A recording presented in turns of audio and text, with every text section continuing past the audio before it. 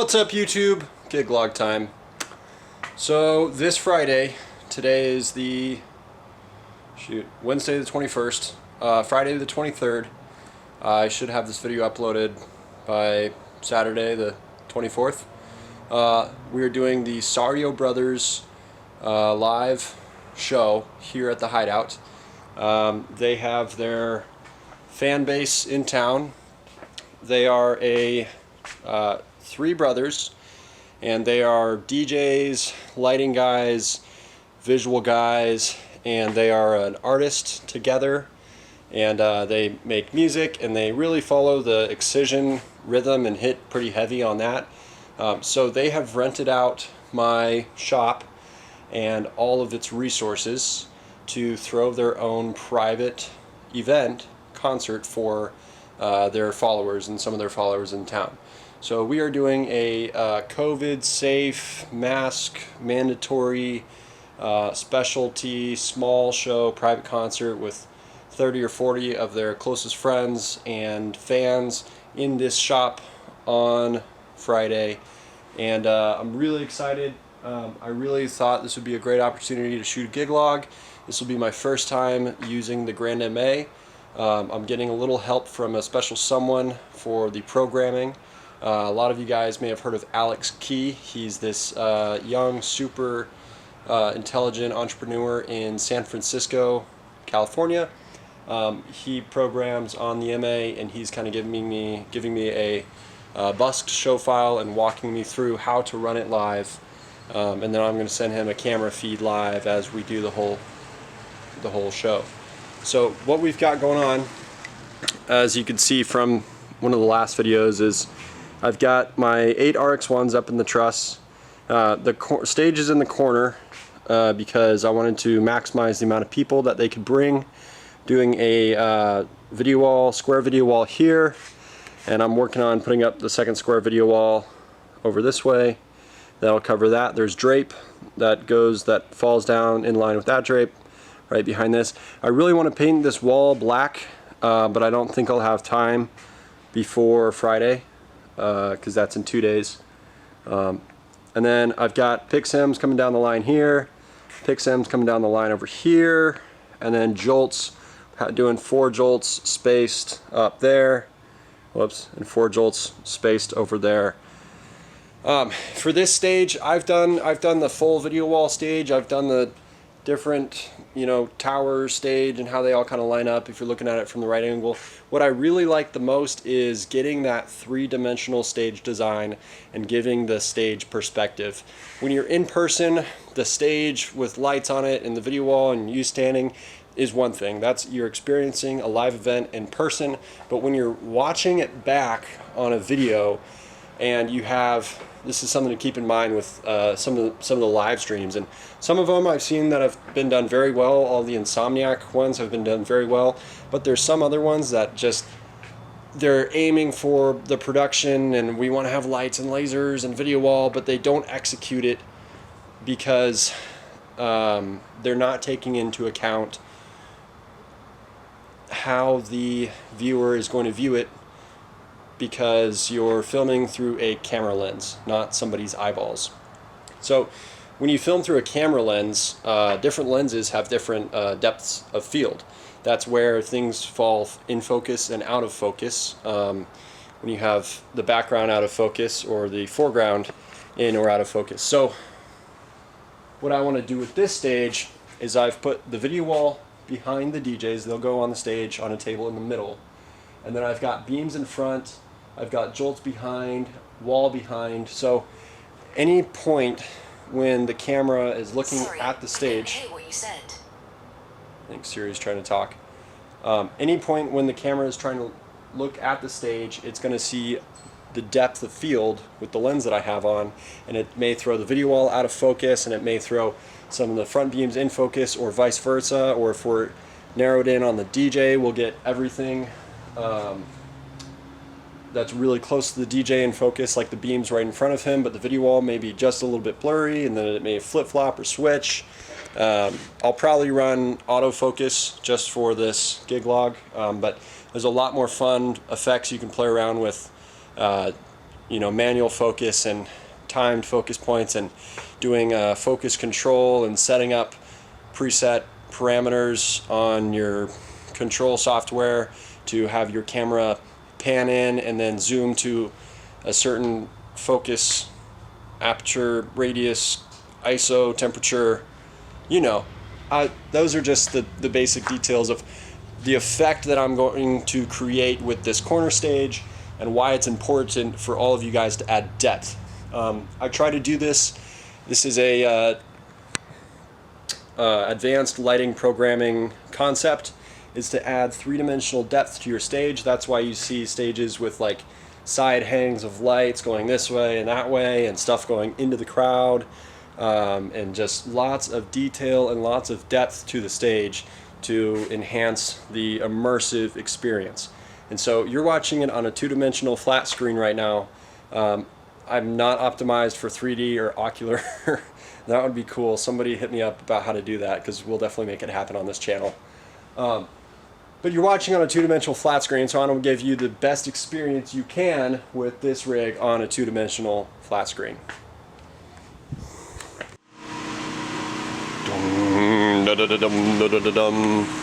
Insert Dunkirk, the oil song here. So boys, gotta get some good light on me. Alright, I've given him some shout outs in previous videos, and he has been a truly massive help for this gig tonight, because he has programmed me a full MA show file with all these lights, and I spent about 2 hours talking with him back and forth on how to use the freaking Grand MA. We had all these troubleshooting problems where my fader wing wasn't connecting to the screen 3 on the fader wing, the digital screen versus the physical values of the console. Third world problems. We got some. But Alex Key, I want to thank you a lot, man. I love you so much, dude. You're coming on tour with me when we go big.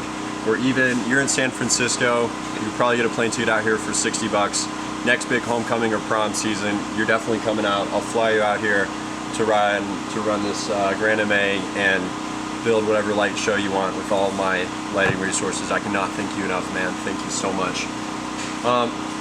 So now, without Alex's help, I'm going to try to patch this old Chinese CO2 jet, and I really want to do CO2 on the DMX, make that a temp executor, so when I just press it, it just shoots.